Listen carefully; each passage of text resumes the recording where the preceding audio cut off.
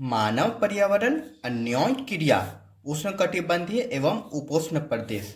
तो ये उष्णकटिबंधीय एवं उपोष्ण प्रदेश क्या है इसको जान लेते हैं पहले। तो देखो ये ग्लोब है, ठीक ना, माना ये ग्लोब है। तो देखो जो बीचों बीच रेखा, काल्पनिक रेखा, माना इंसानों द्वारा एक रेखा दिया गया जो पृथ्वी को बीचों बीच काटती है, उसको बोलते हैं भूमध्य रेखा, जिसको विषुवत रेखा भी बोलते हैं। जो 0 डिग्री अक्षांश होता है, अक्षांश मतलब इस तरह की रेखा को अक्षांश बोलते हैं, और जो इस तरह को रहता है उसको देशांतर बोला जाता है, ये हमने बताया था। तो देखिए होता ये कि 0 डिग्री सेंटीग्रेड हो गया, और 0 डिग्री अक्षांश जो रहता है उसको भूमध्य रेखा बोलते हैं, और ऊपर जाते हैं, नॉर्थ की तरफ जाते हैं, मतलब उत्तर की तरफ जाते हैं, तो 23.5 डिग्री जो उत्तर रहता है उसको कर्क रेखा बोला जाता है, और 23.5 डिग्री जो साउथ रहता है, मतलब दक्षिण जो रहता है, उसको मकर रेखा बोला जाता है। तो आपका यहाँ जो आया उष्ण कटिबंधीय, तो उष्ण कटिबंधीय मतलब भूमध्य रेखा के आसपास के जितने भी क्षेत्र है इसको उष्ण कटिबंधीय बोला जाता है, क्योंकि यहाँ पे सूर्य की किरण काफी तेज पड़ती है।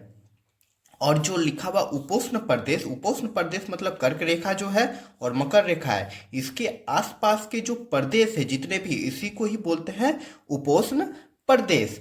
तो इस चैप्टर में हम मानव पर्यावरण के बारे में जानेंगे। कहाँ के? उष्ण कटिबंधीय मतलब ये वाले भाग, इक्वेटर वाले भाग, कर्क रेखा और मकर रेखा। इक्वेटर मतलब भूमध्य रेखा, और कर्क रेखा मकर रेखा के भाग में जितने भी प्रदेश है उसमें जो अन्योन्य क्रिया होते हैं। अन्योन्य क्रिया मतलब जो मानव है वो प्रकृति से किस प्रकार एक दूसरे से निर्भर रहते हैं, किस तरह उसका रहन सहन है, ठीक ना, प्रकृति पर कैसे वो निर्भर करते हैं। तो इस चीज के बारे में हम इस चैप्टर में अच्छे से जानेंगे। तो हेलो बच्चों, स्वागत है आप सभी का हमारे इस यूट्यूब चैनल में। तो आज की क्लास में क्लास 7 का भूगोल का अध्याय 8 का बेसिक जो नॉलेज है, किताब का जो थ्योरी है वह कराएंगे। तो चलिए शुरू करते हैं।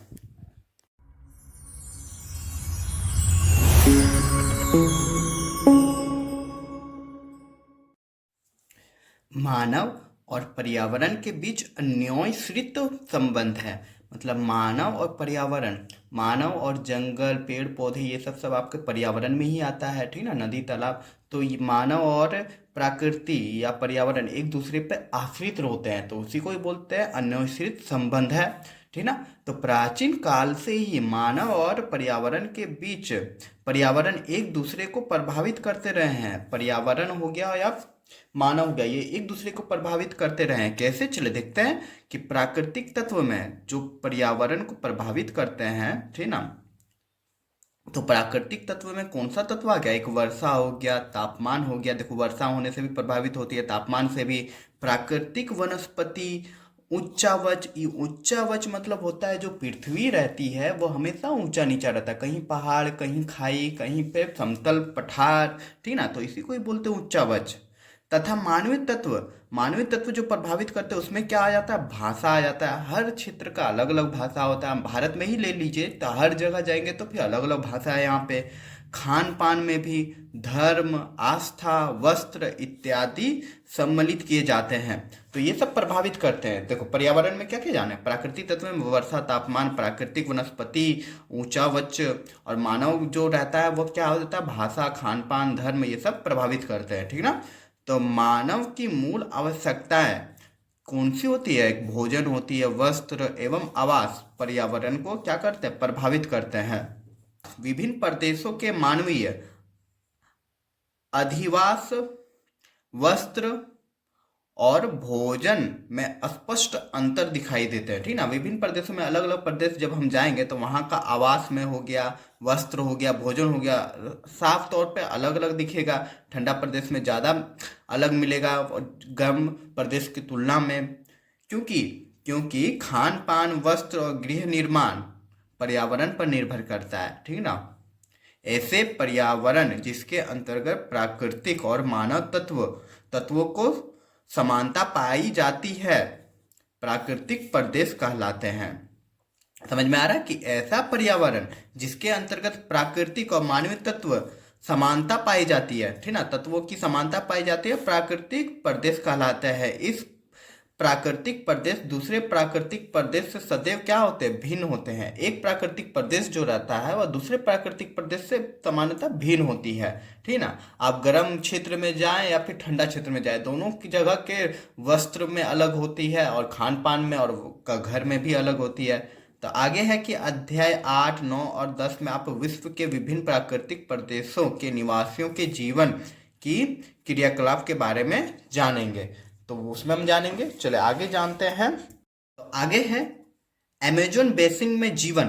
तो अमेजोन के बारे में तो आप लोग जानते हैं, ये एक शॉपिंग ऐप है जिसमें आप लोग कपड़ा वगैरह, मोबाइल वाइल सब सारा चीज ऑनलाइन शॉपिंग कर सकते हैं, वही तो अमेजोन है। आप कहाँ थे ज्ञानी बाबा? अरे नहीं नहीं नहीं, वो अमेजोन नहीं, यहाँ पे अमेजोन एक क्षेत्र का नाम है, ठीक है, जो आपका साउथ अफ्रीका में पाया जाता है, मतलब दक्षिण अमेरिका में पाया जाता है। तो उसके बारे में जानेंगे। जैसे गंगा हमारे देश में पाया जाता है, वैसे अमेजोन एक नदी है। यहाँ पे शब्द आ गया एक बेसिन। आखिर ये बेसिन होता क्या है, चलो पहले इसको क्लियर कर लेते हैं, बेसिन क्या होता है। तो सपोज देखो कोई भी नदी हम लेते हैं, ठीक ना, कोई भी नदी ले लिए, सपोज ये नदी है, ठीक है, मान लिया नदी बह रहा है कहीं, तो इसमें बहुत सारे क्या आएंगे, बहुत सारे सहायक नदी आएंगे, इधर से मिलेगा इधर से मिलेगा। गंगा की बहुत सारी सहायक नदी है, वैसे अमेजोन को भी बहुत सारी सहायक नदी। कोई भी नदी तंत्र में बहुत सारी सहायक नदी कहीं से पर्वत से ही निकल के आती है, उसके बाद फिर जाके समुद्र पे मिल जाती है कहीं पे, ठीक ना, समुद्र पे मिल जाती है।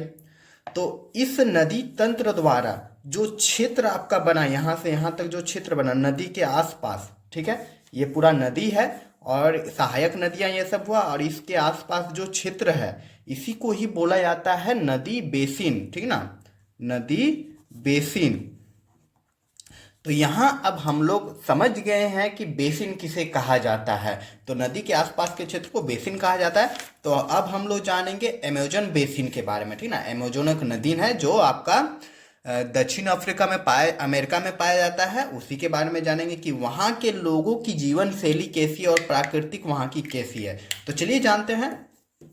तो कह रहा है कि अमेजोन बेसिन का विस्तार दक्षिण अमेरिका के भूमध्य रेखा, ठीक ना, भूमध्य रेखा प्रदेशों में पाया जाता है। क्योंकि हम लोग उष्ण कटिबंधीय जान रहे हैं, तो भूमध्य रेखा के जितने भी प्रदेश है वहीं पे पाया जाता है। तो भूमध्य रेखा के 10 डिग्री उत्तर और 10 डिग्री दक्षिण के बीच के स्थान को भूमध्य रेखीय प्रदेश कहते हैं।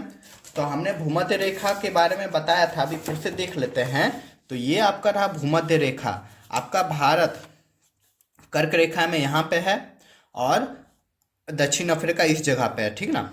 तो यहाँ पे जो भूमध्य रेखा के 10 डिग्री 0 डिग्री है, तो यहाँ तक अगर सपोज 10 डिग्री है, इधर भी 10 डिग्री, इधर उत्तर हो गया 10 डिग्री और इधर दक्षिण हो गया 10 डिग्री। तो यही जो भाग है इसी के ही बारे में जान रहे हैं, इसी को ही क्या बोलते हैं, भूमध्य रेखा प्रदेश कहते हैं। तो अमेजोन नदी इसी प्रदेश से होकर बहती है। तो अमेजोन नदी का यहाँ पे आपका एक आकृति दिया हुआ है, वो देख लेते हैं। ये देखिए, दिख रहा है ना, कितना अच्छा दिया हुआ है, एकदम क्लियर HD दिख रहा है। यहाँ तक कुछ दिख ही नहीं रहा है। चलिए इसे अब हम अपने मैप पे देखते हैं, ठीक ना। उसके बाद जब चैप्टर बताएंगे तो अच्छे से समझ में आ जाएगा। तो चलिए मैप देख लेते हैं।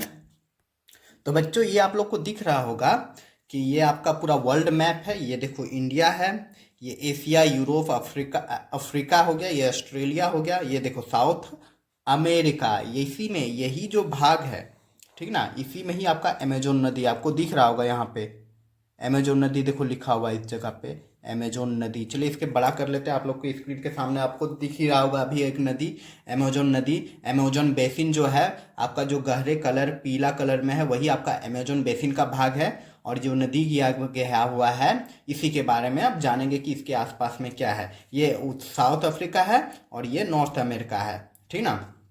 तो इसी भाग में, इसी में ही आपका यहाँ पे अमेजोन बेसिन है, ठीक है। तो चलिए देखते हैं आगे क्या लिखा हुआ है। तो आगे भूमध्य प्रदेश कहते हैं, ये तो जान लिया भूमध्य प्रदेश किसको बोलते हैं, कि भूमध्य रेखा के 10 डिग्री ऊपर लो या 10 डिग्री नीचे लो, उत्तर लो या दक्षिण लो, यहाँ जितना भी प्रदेश है सबको भूमध्य प्रदेश कहते हैं। अमेजोन नदी इसी प्रदेश से होकर बहती है। अमेजोन की खोज स्पेन के अन्वेषकों ने की, ठीक है। जब वे इस क्षेत्र में पहुंचे तो स्थानीय निवासियों का वस्त्र प्राचीन रोमन, ठीक है ना, यहाँ पे समझना, प्राचीन रोमन साम्राज्य के एमेजोन्स नामक महिला क्रांतिकारियों से मिलता था। इन्हीं के नाम पर इनका नाम अमेजोन पड़ा। समझ में आ गया किस कारण इसका अमेजोन पड़ा? क्योंकि यहाँ पे जब पहुंचा था स्पेन के वासी सब, तो वहाँ पे जो स्थानीय जो निवासी रहते थे और उन लोग का जो वस्त्र था वह प्राचीन रोमन साम्राज्य के अमेजोन नामक महिला क्रांतिकारियों से वस्त्र से मिलता था। इन्हीं नाम पर इसका नाम अमेजोन पड़ा। अमेजोन नदी पश्चिम के एंडीज पर्वत से निकलकर, पूछ देगा कि अमेजोन कहाँ से निकलती है, तो क्या हो जाएगा? एंडीज पर्वत श्रृंखला, ठीक ना। तो एंडीज से निकलकर पूर्व में अटलांटिक महासागर पे गिरती है। तो अमेजोन पूरब से निकलता है और पश्चिम में जाके गिर जाती है, अटलांटिक महासागर में गिर जाती है। सॉरी, हमने शायद गलत बोल दिया कि अमेजोन नदी पश्चिम से एंडीज पर्वत से निकलकर पूर्व के अटलांटिक महासागर में गिर जाती है। चलिए इसे मैप में देख लेते हैं। तो ये देखिए, ये आपका अमेजोन जो नदी दिख रहा है यही है अमेजोन नदी, ठीक है। देखिए नाम लिखा होगा, देखिए यहाँ पे लिखा हुआ है अमेजोन, है ना। तो ये अमेजोन नदी है जो कहाँ से निकल रही है? पश्चिम से निकल रही है। एंडीज पर्वत श्रृंखला यहीं पे होगा और यहाँ से निकल के वे आपका इधर मिल जा रहा है, मतलब पूरब में। कौन सा महासागर में? अटलांटिक ओशियन पे गिर जा रहा है, अटलांटिक महासागर में गिर जा रहा है। तो यही चीज कह रहा है। चलिए आगे देखते हैं कि जिस स्थान पर कोई नदी किसी अन्य जल राशि पे मिलती है उसे नदी का मुहाना कहते हैं, ठीक ना। अमेजोन बेसिन का निर्माण अमेजोन की बहुत सी सहायक नदियां मिलकर करती है। तो आप देखे थे मैप में उसकी सहायक नदियां। तो सहायक नदी वह छोटी नदी होती है जो मुख्य नदी में आकर मिलती है। छोटी छोटी नदियां आकर बड़े नदी पे मिल जाती है और फिर वह नदी, बड़ी नदी जाके कहाँ पे मिलती है? समुद्र पे मिलती है। तो अमेजोन की सहायक मडीरा, ठीक ना, मडीरा विश्व की सबसे लंबी सहायक नदी है। अच्छा क्वेश्चन है। तो देखिए मडीरा जो नदी है, सहायक नदी है किसकी? अमेजोन की। वो विश्व की सबसे लंबी सहायक नदी है, ठीक है। तो यह नदी बेसिन ब्राजील के अधिकांश भाग, पेरू के कुछ भाग, वेलिलिया, इक्वाडोर, कोलंबिया एवं वेनेजुएला के छोटे भाग में प्रभावित होती है। तो कौन कौन जगह से प्रभावित होती है वह नदी, इसके बारे में यहाँ पे नाम दिया गया है। तो अब चलिए जानते हैं अमेजोन की यहाँ की जो जलवायु है उसके बारे में। तो अमेजोन बेसिन जो है भूमध्य रेखा के आसपास फैला है। अभी हम बताएं, यहाँ वर्ष भर गर्म और आर्द्र जलवायु रहती है। आर्द्रता के कारण शरीर में चिपचिपाहट महसूस होती है। बहुत ज़्यादा यहाँ पे उमस रहती है, गर्मी रहती है।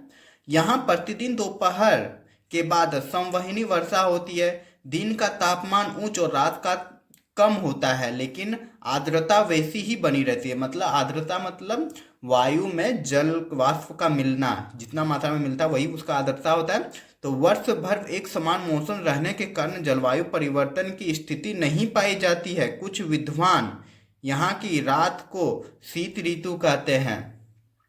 तो यहाँ पे कुछ जानने योग्य बात है, वो भी जान लेते हैं। अमेजोन जो है विश्व की दूसरी सबसे लंबी नदी है, ठीक है ना। इसकी लंबाई कितना है? 6400 किलोमीटर है, ठीक है। विश्व की सबसे लंबी नदी एवं उसकी लंबाई का पता लगाइए।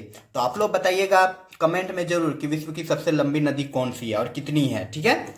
तो यहाँ पे भी एक जानने योग्य बात था, उसे भी जान लेते हैं कि मुख्य नदी अपनी सहायक नदियों के साथ जिस क्षेत्र में पानी को बहाकर ले जाती है वह उसका बेसिन या जल संग्रह क्षेत्र कहा जाता है। वही बेसिन के बारे में बता रहा है कि मुख्य नदियां जितना भी क्षेत्र आ जाता है उसमें।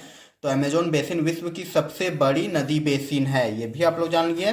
चलिए अब आगे है वनस्पति एवं वन्यजीव। तो यहाँ के वनस्पति क्या क्या है और वन्यजीव कैसा है, इसके बारे में चलिए जानते हैं अब। वनस्पति एवं वन्यजीव। तो उच्च तापमान, भारी वर्षा और अधिक आर्द्रता के कारण, तो भूमध्य रेखा पर यही होता है, ज़्यादा तापमान पड़ता है, भारी वर्षा भी होती है, ठीक है, के कारण यहाँ घने सदाबहार वन पाए जाते हैं। अमेजोन बेसिन में ऐसे घने वनों को क्या कहते हैं? सेल्वा के नाम से जाना जाता है, ठीक ना। तो अमेजोन का जो जंगल है इसे ही पूरा विश्व का हार्ट भी कहा जाता है, क्योंकि यहाँ पे इतना सारा पेड़ पौधा पाया जाता है। यहाँ के मतलब विश्व का फेफड़ा जिसको कहा जाता है, कि कौन सा, अमेजोन जंगल को ही कहा जाता है। यहाँ के वनों में वो पेड़ों की ऊंचाई 50 मीटर से अधिक होती है। इसकी पत्तियां काफी चौड़ी होती है। पेड़ के घने आवरण के कारण, इतना घना पेड़ यहाँ पे रहता है, जो पेड़ सब रहता है, तो सूर्य का किरण जो रहता है वो जमीन पर नहीं पहुंच पाती है, ठीक है ना। ये होता है कि इतना ऊंचा ऊंचा, देख रहे 50 मीटर ऊंचा ऊंचा पेड़ सब रहता है, बड़ा बड़ा एकदम उसका पत्ता सब रहता है, चौड़ा रहता है, जिसके कारण सूर्य का प्रकाश जमीन पे नहीं पहुंच पाती है। पौधे सूर्य प्रकाश पाने की होड़ में काफी ऊंचे हो जाते हैं, तो जो जितना ज्यादा ऊंचा होता है उसे उतना सूर्य प्रकाश मिलता है भोजन बनाने के लिए। लताएं भी सीधे ऊपर उठने की प्रवृत्ति रखती है, ठीक है ना, ऊपर उठना चाहता है। यहाँ पाए जाने वाले मुख्य वृक्ष है महोगनी, रबड़, एबोनी, रेडवुड, बालसा, सिनकोना और तथा कार्नाओबा आदि। तो इस वनों में वन्य जीवों की प्रचुरता है, तो यहाँ पे वन में वन्य जीवों की प्रचुरता है, तो यहाँ पर वैसी प्रजातियां पाई जाती है जो या तो पेड़ पर रह सकती है या रेंग सकती है। यहाँ पक्षियों में टुकुन, गुंजन पक्षी, रंगीन पक्षी तथा प्राणियों में बंदर, स्लॉथ और चींटी खाने वाले टेपरी पाए जाते हैं, सॉरी टिपर पाए जाते हैं, चींटी खाने जाने वाले टिपर पाए जाते हैं। मगरमच्छ, सांप, अजगर इस प्रदेशों के प्रमुख सरीसृप है। यहाँ विश्व का सबसे बड़ा सांप जो क्या है, एनाकोंडा पाया जाता है। यहाँ कीड़े मकोड़ों की भरमार है। इस प्रकार जीवों की विविधता की दृष्टि से यह बेसिन असाधारण रूप से समृद्ध है। तो जानने योग्य बात भी जाने जाते हैं कि सिनकोना की छाल से मलेरिया की दवा, ठीक ना, जो सिनकोना यहाँ पे पाया जाता है पेड़, उसी की छाल से मलेरिया की दवा पाया जाता है, जिसको क्या कहते हैं, क्विनिन बनती है। तथा बालसा वृक्ष की लकड़ियां खिलौने और नाव बनाने के काम आते हैं। चलिए अब आगे जानते हैं। अब आगे है निवासी। चलिए निवासी के बारे में जानते हैं। तो कह रहा है कि विषुवतीय प्रदेश की जलवायु मानव बसाव के लिए अनुकूल नहीं है। मतलब यहाँ का जो जलवायु है वह मानव के लिए अच्छा नहीं है। इस प्रदेशों के अधिकांश भागों में विरल जनसंख्या पाई जाती है। विरल, ठीक ना, विरल मतलब ज्यादातर जनसंख्या नहीं पाई जाती, कहीं कहीं पाई जाती है, विरल घना नहीं पाया जाता है। तो यहाँ पे क्यों अनुकूल नहीं है, क्योंकि यहाँ पे तो हम लोगों को पता है कि ज्यादातर बारिश होती है, गर्मी पड़ती है, इसी कारण। तो देखो अमेजोन बेसिन के मूल निवासी को क्या कहते हैं, इंडियन, ठीक ना, ये भारतीय नहीं, यहाँ का निवासी है, ठीक है, उसको इंडियन कहते हैं। आप लोग भारतीय मत समझ लीजिएगा। इसका यह संभवतः विश्व की सबसे आदिम जनजाति है, बहुत ही पुराना जनजाति है पूरा विश्व की, ठीक ना। जो इंडियन है वह आदिम जनजाति है। इसका मुख्य व्यवसाय क्या है, आखेट एवं संग्राहक है। आखेट मतलब शिकार करना, ठीक ना, पशुओं को मारना, मार के खाना, यही है जो आदि मानव सब करते थे, शिकार करते थे, वही आखेट। और संग्राहक मतलब उसको बचा के रखना है, इसी में जीवन गुजर होता है इन लोग का, जनजाति सबका, ठीक ना। तो यहाँ के लोग छोटे से क्षेत्र में वन के कुछ वृक्षों को काट कर अपने भोजन के लिए फसल उगाते हैं। यहाँ पे होता है कौन सी है, यहाँ जो बड़े बड़े जंगल है आप लोग को तो पता है, तो वहां पे काट दिया जाता है कुछ भाग पे और वहां पे खेती किया जाता है। ये चीज कह रहा है, यहाँ के पुरुष शिकार करते हैं तथा नदी में मछली पकड़ते हैं, जबकि महिलाएं फसलों पर ध्यान रखती है, ठीक ना। जो फसल उगाया जाता है यह मुख्यतः अनानास, शकरकंद और एवं टोपियोको उगाते हैं। यहाँ के पुरुष शिकार करते हैं और नदी में मछली पकड़ते हैं, जबकि महिलाएं क्या करती है, फसल की ध्यान रखते हैं। ये मुख्यतः क्या क्या उगाते हैं वो दिया गया है, अनानास, शकरकंद, टोपियोका उगाते हैं, ठीक है। चूंकि पुरुषों द्वारा शिकार अनिश्चित होता है, जरूरी नहीं होता है कि वो शिकार कर ही लेंगे, अनिश्चित होता है। अतः ऐसी परिस्थिति में परिवार का भरण पोषण महिलाओं द्वारा उगाए गए साग सब्जी से होता है, ठीक है। कृषि के लिए प्राचीन पद्धति कृतन और दहन, कृतन और दहन पद्धति एक नया शब्द आया है, ठीक ना। कृतन और दहन पद्धति क्या होता है? कृषि का स्थानांतरण कृषि को अपनाते हैं, ठीक ना। कृषि या स्थानांतरण कृषि अपनाते हैं। कृतन का अर्थ होता है काटना, ठीक है, और दहन का अर्थ होता है जलाना। तो किसान जो रहता है पहले वृक्षों और झाड़ियों को काट कर भूमि साफ करते हैं, फिर उसको जलाते हैं, जिससे, ठीक ना, क्या होता है, जिससे पोषक तत्व मिट्टी में मिल जाती है। इस साफ भूमि पर कुछ वर्षों तक कृषि की जाती है। कुछ वर्ष के बाद पोषण तत्वों के अभाव के कारण नई भूमि क्या चुनी जाती है, ठीक है। तो कुछ साल तक मतलब साफ करके वहां पे आग लगा के कृषि किया जाता है, साफ करके उसके बाद कुछ साल तक करता है, उसके बाद वहां पे फिर नया भूमि चुना जाता है। क्यों? क्योंकि वो उस मिट्टी का पोषक तत्व खत्म हो जाता है। तो अमेजोन बेसिन में बहुत से खनिज भी पाए जाते हैं, अतः खनिज भी यहाँ के लोगों का मुख्य पेशा है। सॉरी, खनन, ठीक ना। खनिज मतलब जमीन के अंदर जो पाया जाता है उसी को खनिज बोलते, चाहे लोहा हो गया, अयस्क हो गया, जितना भी सारा चीज है वो खनिज होता है। तो अतः खनन भी यहाँ के लोगों की मुख्य पेशा है। वर्षा वन के लकड़ियों की अधिकता के कारण मकान लकड़ियों के बने होते हैं। यहाँ का घर कौन सी का बना होता है? लकड़ियों का बना होता है। यहाँ मकान मधुमक्खी की छत्ते के आकार वाले छप्पर जैसे बने होते हैं, जबकि कुछ मकान अपार्टमेंट जैसे होते हैं, जिसे क्या कहते हैं? मलोका कहते हैं। यहाँ के जो घर बनाए जाते हैं उसको क्या कहते हैं? मलोका कहते हैं।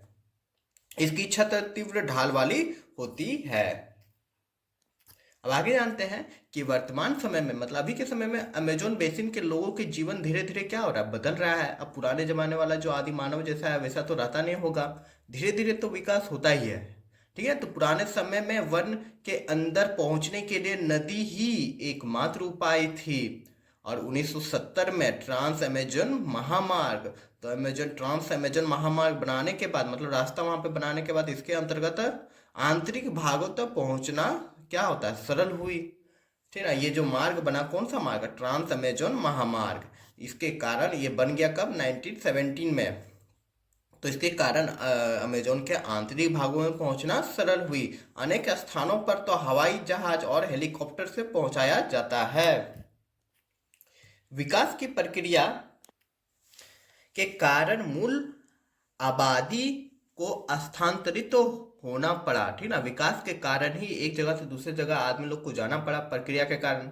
होता ही है, गांव से लोग शहर जाते हैं पैसा कमाने के लिए, तो वैसे ही लोग को भी स्थानांतरण होना पड़ा। जो पौराणिक तरीके से खेती करते थे, ठीक है, वो लोग को विकास के कारण स्थानांतरण हुआ, ठीक है।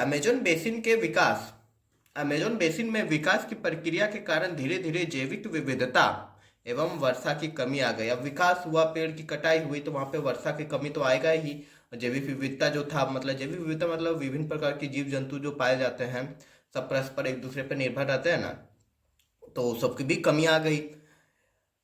एक अनुमान के अनुसार वर्षा वन का एक बड़ा भाग प्रति वर्ष विलुप्त होता जा रहा है। विलुप्त मतलब खत्म होता जा रहा है, ठीक ना। तो वर्षा वन के विलुप्त होने से इसका व्यापक प्रभाव पड़ रहा है। मृदा अपरदन के कारण बंजर भूमि का क्षेत्र तेजी से बढ़ रहा है। तो यहाँ तक समझ गए हम अमेजोन वासी के निवासियों के बारे में, उसके सारी चीजें। अब जानेंगे हम गंगा ब्रह्मपुत्र बेसिन के जीवन, ठीक ना। गंगा ब्रह्मपुत्र नदी जो है वो उसके क्षेत्र में जितना भी चीज आता है उसके बारे में जानेंगे। तो उससे पहले कुछ जानने योग्य बात था जो छूट गया था, उससे भी देख लेते हैं। तो यहाँ पे लिखा गया है टिपियोका जो अभी हम लोग क्या जाने कि मुख्य फसल में क्या आता है? अनानास, शकरकंद और टोपियोका। नाम भी अजीब है। टोपियोका जो होता है वो कौन सी होता है? यहाँ पे दिया गया है कि कसावा की जड़ से बना एक पदार्थ है। इसमें 25 से 30% स्टार्च होता है। स्टार्च भोजन में जो पाया जाता है।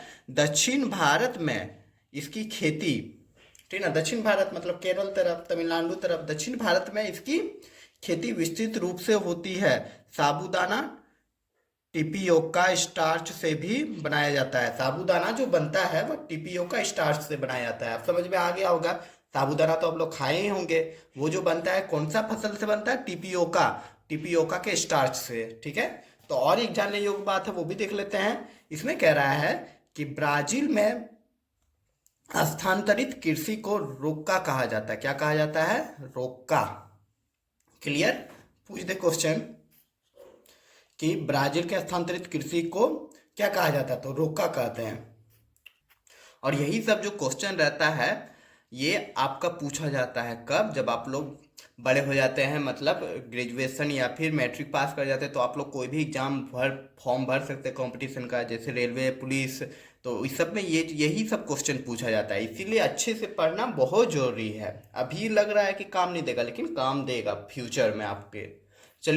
तो आगे अब गंगा ब्रह्मपुत्र बेसिन में जीवन शैली, तो स्थिति और विस्तार। तो गंगा और ब्रह्मपुत्र जो भारत की एकदम पवित्र नदी है, प्रमुख नदी है, तो इसकी स्थिति और विस्तार के बारे में जानेंगे। पहले इसे मैप में समझ लेते हैं, जो आपका यहाँ पे दिया गया है मैप में, कि गंगा नदी कहाँ से निकलती है, कहाँ पे जाती है, ब्रह्मपुत्र कहाँ पे है। तो देखिए, दिख रहा होगा आप लोग को मैप में एकदम क्लियर स्पष्ट तरीके से। कितना अच्छा एचडी पिक दिया हुआ है मैप में। Are you comedy me? तो चलिए पहले देख लेते हैं मैप को, अपने मैप में। तो ये आप लोग को दिख रहा होगा भारत का मैप। तो यही भारत है, इसमें गंगा ब्रह्मपुत्र नदी के बारे में लोकेटेड कहाँ पे है वो देख लेते हैं। तो चलिए पहले देख लेते हैं। तो ये देखिए, आपका जो है मानसरोवर झील है यहाँ पे, ठीक ना, तिब्बत में है। तो यहीं से एक नदी जाती है, ठीक ना, ये दिख रहा है आपको जो जा रही है नदी, इसको बोलते हैं सांपो, ठीक ना। क्या बोलते हैं? सांपो। यही नदी चाइना होके जब भारत में प्रवेश करती है, अरुणाचल प्रदेश में, ठीक ना, देखो ये भारत में जैसे प्रवेश कर गई तो इसी को ही ब्रह्मपुत्र कहा जाता है। और ये ब्रह्मपुत्र आते आते बांग्लादेश में पहुंचती है। तो जैसे बांग्लादेश में पहुंचती है तो इसका नाम हो जाता है जमुना। क्लियर? याद रखिएगा, अच्छा से समझा दे रहे हैं। तो ये जो गया है सांपो नदी, इसको चीन में सांपो नदी कहा जाता है। जब ये भारत में प्रवेश करती है तो इसको ब्रह्मपुत्र कहा जाता है। कहाँ से निकलती है? मानसरोवर झील से, ठीक ना, ब्रह्मपुत्र कहते हैं। और जैसे ये बांग्लादेश में पहुंचती है तो इसको कह देते हैं जमुना नाम पड़ जाता है। ब्रह्मपुत्र को ही जमुना कहा जाता है, ठीक ना। कहाँ पे? बांग्लादेश में। अब इधर देखिए, यहाँ से देखिए, यहीं से तिब्बत की पठार से ही यहाँ से एक नदी निकल रही है, ठीक ना। ये जो नदी जा रही है इसी को ही बोलते हैं गंगा। क्लियर? ये जो नदी जा रही है, और इसकी सहायक नदियां देखिए, फिर यहाँ से जो निकल रही है इसको जमुना बोलते हैं, ये जाके गंगा में मिलती है। और सहायक नदियां देखो, यमुना का जो सहायक नदी है वो है चंबल, बेतला, ठीक है। और गंगा की सहायक नदी कौन सा है? सोन नदी है, ठीक ना। तो यही नदी जाके फिर बांग्लादेश में जब पहुंच जाती है तो इसको बोलते हैं पद्मा। गंगा नदी को बोलते हैं पद्मा, और ब्रह्मपुत्र इधर से आई है, इसको बोलते हैं जमुना, ठीक ना। यमुना नहीं, जमुना बोलते हैं, जमुना, ठीक ना। और ये जो गंगा, ये जो यमुना है, ये गंगा में आके मिलती है, फिर गंगा आके बांग्लादेश में जब पहुंचती है तो इसको पद्मा कहा जाता है। और यही ब्रह्मपुत्र और यही गंगा जब आपस में मिल जाती है तो इसको बोला जाता है मेघना। क्लियर? समझ में आ गई होगी इस नदी का लोकेटेड के बारे में। और ये फिर चल जाती है कहाँ पे? यहाँ पे चल जाती है आपका बे ऑफ बंगाल में, ठीक ना। यहाँ पे जो है बे ऑफ बंगाल है, ठीक ना, महासागर है। तो हम लोग जानेंगे यही ब्रह्मपुत्र नदी के आसपास के क्षेत्र और गंगा नदी के आसपास के क्षेत्र, मतलब बेसिन, उसके बारे में। तो चलिए अब किताब में देख लेते हैं। आई होप आपको ये मैप समझ में आई होगी। अगर आपको भूगोल समझना है तो मैप समझना बहुत जरूरी है और बहुत इंटरेस्टिंग भी है, अच्छा भी लगता है समझने में। चलिए देखते हैं आगे। आगे है कि भारतीय उपमहाद्वीप में, ठीक ना, गंगा ब्रह्मपुत्र तथा उसकी सहायक नदियां मिलकर गंगा ब्रह्मपुत्र बेसिन का निर्माण करती है। आपने देखा कि ऊपर साइड जो है तिब्बत वाला भाग, ये यहाँ पे घुसती है तो इसको बोलते हैं क्या? ब्रह्मपुत्र बोलते हैं। और इधर से जो निकलती है इसको बोलते हैं गंगा। तो ये वाला जो भाग है इसी को गंगा बेसिन कहते हैं। तो इसी के बारे में जानेंगे। तो देखिए, इस बेसिन का विस्तार उपोष्ण कटिबंधीय क्षेत्र में 21 डिग्री नॉर्थ से 33 डिग्री अक्षांश, 30 डिग्री नॉर्थ मतलब ऊपर, ठीक ना। एक कर्क रेखा 23.5 डिग्री पे है। ये जो भारत में कर्क रेखा जा रही है, ये जो दिख रहा है आप लोग को एक रेखा, इसको बोलते हैं कर्क रेखा, जो 23.5 डिग्री पे होता है। हमने बताया है 23 डिग्री क्या नॉर्थ में होता है, सॉरी हाँ नॉर्थ में होता है, 23 डिग्री नॉर्थ पे होता है। तो यहाँ पे जो उपोष्ण कटिबंधीय के बारे में, क्षेत्र के बारे में बताया है कि 21 डिग्री नॉर्थ से 30 डिग्री नॉर्थ अक्षांश के मध्य स्थित है।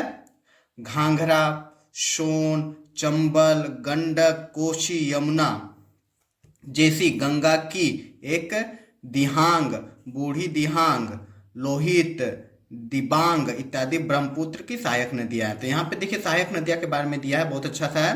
देखिए घाघरा, ठीक है ना, सोन, चंबल, गंडक, कोसी, यमुना, ये सब कौन है? गंगा की सहायक नदी हुआ। ये सब ये आपका ऑब्जेक्टिव टाइप क्वेश्चन में पूछ सकता है। उसके बाद क्या है? दिहांग, बूढ़ी दिहांग, उसका लोहित, दिबांग इत्यादि ब्रह्मपुत्र की सहायक नदियां हैं। अब आगे है कि इसमें प्रभावित होती है, मतलब इसी में बहती है, गंगा में ही बहती है और ब्रह्मपुत्र में बहती है। मानचित्र की सहायता से इन नदियों के प्रवाह क्षेत्र को देखिए। यहाँ तो दिख ही नहीं रहा है, फिर भी हमने दिखाने का कोशिश किया आप लोग को। चलिए आगे देखते हैं कि गंगा ब्रह्मपुत्र बेसिन उत्तर में हिमालय, ठीक ना, गंगा ब्रह्मपुत्र बेसिन जो ऊपर, उत्तर मतलब ऊपर, ऊपर में हिमालय, यहाँ जो है यही हिमालय का पर्वत सब है।